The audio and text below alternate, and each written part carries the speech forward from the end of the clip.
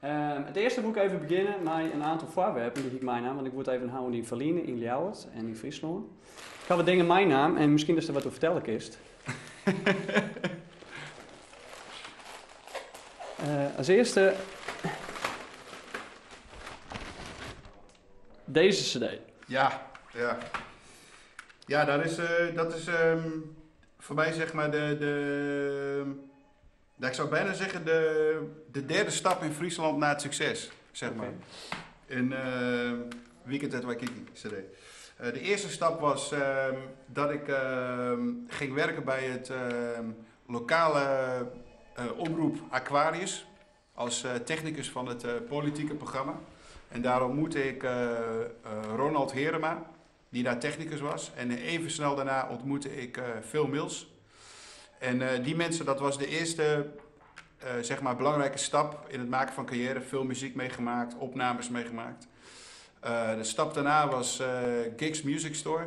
De muziekwinkel die er nog altijd is. In de kleine Kerkstraat.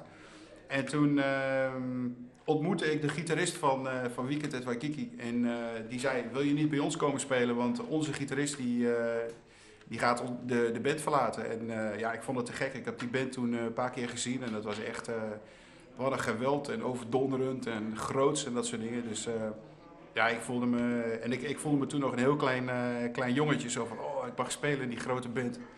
Dus ja, dat was echt te gek. Oké. Volgende voorwerp. De aardskok. En dan mag je dus even op bladzijde 29 zien. Ja, dan krijgen we een hele mooie foto waarschijnlijk waarin ik vreselijk lang haar had. Ja, daar gaan we hoor. Ja, samen met Phil Mills hier deden we met z'n tweeën waren we Nerve. En dat is eigenlijk, hoewel ik Phil Mills al kende, ver voordat ik bij Weekend at Waikiki ging spelen, zijn wij samen zeg maar Nerve begonnen nadat ik uit Waikiki ging. En dat was ergens 1990, 91. En we sleepten vrij snel gewoon een wereldplatencontract binnen. Wat redelijk bijzonder was voor een Nederlandse band op dat moment.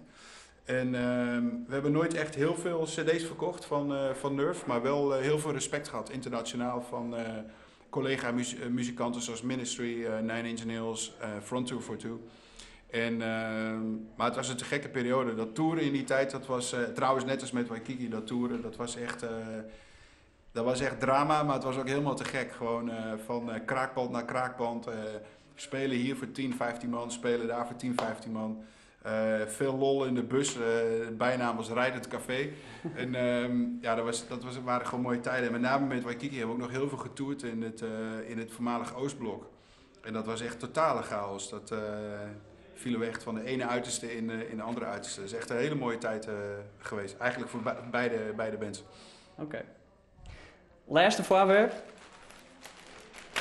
Verrassing. Ja, Forest Called Mulu. Dat is een cd die heb ik gemaakt toen ik ophield met Nerve en voordat ik met Junkie XL begon. Dus hij is uitgekomen in 97, maar ik had hem al veel eerder gemaakt. Ik had hem al gemaakt in, ik denk, 4,95 of zo, ongeveer in die tijd. En het grappige is dat die cd uitgebracht is door Chris Hinsen. Het is het label van Chris Hinsen, de fluitist die heel veel experimenteerde met monniken en zo in eind jaren 70 en jazzmuziek en dat soort dingen. Mm-hmm. En ik raakte bevriend met Chris Hinsen vanaf de begin jaren 90 ongeveer. En wij hebben heel veel samengewerkt in die 5-6 jaar en hij heeft uiteindelijk dit cd'tje ook uitgegeven. En ik heb hier zelfs nog een Edison voor gehad voor deze cd. Okay. En het is een beetje experimentele ambient muziek. Een beetje vervreemdend hier en daar, maar wel lekker relaxed om naar te luisteren. Met een goed glaasje wijn of zo. Die link met Friesland, wat voor bomen hast je nou nog met Friesland? Op dit moment niet zo heel veel. Behalve dan dat een aantal vrienden van mij daar nog wonen. Maar ik ben altijd iemand die heel erg onrustig is, zeg maar, van nature en altijd ergens anders moet zijn. Dus ik zit dan ergens een bepaalde tijd en dan moet ik weer door naar de volgende plek. Ik ben in Friesland terechtgekomen omdat mijn ouders gingen scheiden. Ik was geboren en getogen in de Achterhoek, in Gelderland, vlak aan de Duitse grens. En mijn vader was altijd heel charmant, had hele charmante gevoelens altijd met Friesland, zeg maar, de ruimte en de openheid, zeg maar, die daar was. Dus mijn vader, na de scheiding wilde mijn vader graag verhuizen naar Leeuwarden. En ik was 16 jaar of zo, geloof ik, op dat moment. En ik ben toen met hem meegegaan en mijn zus is bij mijn moeder gebleven. En ik heb ongeveer 5 jaar in Leeuwarden gewoond. En toen ben ik verhuisd naar Groningen. En ik heb echt fantastische tijd gehad in Friesland. Echt waanzinnig leuke mensen ontmoet. Een aantal mensen zijn nog steeds een van mijn beste vrienden. Ik spreek ze nog altijd. En die wonen daar ook nog altijd. Friesland was in die tijd ook een unieke broedplaats voor allerlei bandjes en muzikanten. De bekende Friese wave noemden ze dat in die tijd. De Friese Bries. Ja, de Friese Bries, ja, dat was hem. En daar zat Weekend at Waikiki bij, er zat Dokkum, een lokaaltje bij, de Visitor zat daarbij. Ik ben even wat namen kwijt, Dynam. maar ja, Dynam. Die heb ik ook nog eens een keer geproduceerd, een album. De Pinbaskets zaten daar ook bij. Er was echt een hele broeiende sfeer.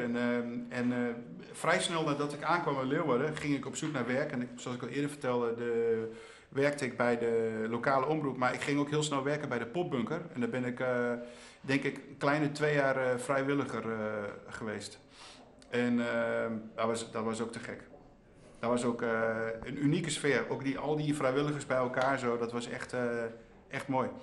Overal waar ik gewoond heb, heb ik gewoon geweldige tijd gehad. En ontmoette ik te gekke mensen. En ik denk wat dat betreft ben ik ook heel flexibel. Gewoon van Leeuwarden ging ik naar Groningen. Daar heb ik een soortgelijke ervaring mee gemaakt. Al was Groningen misschien als stad wel iets breder.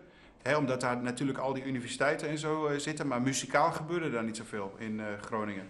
En behalve dan een aantal punkbands die het heel goed deden, internationaal. Maar dat was minder toen ik daar kwam, in ieder geval minder een broeiplek van hier gebeurt het, zeg maar, muzikaal. En daarna ben ik naar Amsterdam gegaan. En Amsterdam eigenlijk precies hetzelfde verhaal. Amsterdam was daarvoor veel hipper, zeg maar, muzikaal. Dus ik heb ook een te gekke tijd gehad in Amsterdam en waanzinnige mensen ontmoet. Maar ook in die periode dat ik in Amsterdam woonde, was het minder echt een broeiplek van muziek. Dat was toen alweer Limburg en Eindhoven. En het lijkt in Nederland alsof het altijd zo een beetje verschuift. Hè? Het is elke keer gewoon een andere regio die weer heel erg in de belangstelling staat met muziek, zeg maar. En toen ik in Friesland woonde, dat was ook echt die tijd dat Friesland in de belangstelling stond, zeg maar. Dus dat was ook, dat voelde je ook echt. Ja, dat voelde je ook echt, ja. Maar daarom was ik niet verhuisd natuurlijk. Ik wist daar nog helemaal niet zoveel van. Ik was veel te jong eigenlijk. Toen had dus mijn nerve, ik wil een metal verleden. Volgens de metal scene nog altijd of net? Ja, en ik ben ook nog met heel veel mensen bevriend. Ik heb onlangs samengewerkt, ook voor het nieuwe album, met de zanger Tommy heet hij, van de nieuwe band van Dino Cazares. Dus die komt nu uit met een nieuw album. Ik volg het allemaal wel. Ik ben minder zeg maar echt een fan van wat ik vroeger was. Dat je echt alles moest horen en alles moest hebben, zeg maar. Maar ik denk dat je dat altijd hebt. Je groeit, zeg maar, gewoon naar een nieuwe ding toe. Maar bij mij is het niet zo, wat ik wel bij veel andere mensen heb gezien, dat dan waren ze, zeg maar, 16 tot 22. Dan vonden ze metal helemaal te gek. En toen gingen ze naar de Dire Straits luisteren en toen was metal, vonden ze helemaal niet meer leuk, zeg maar.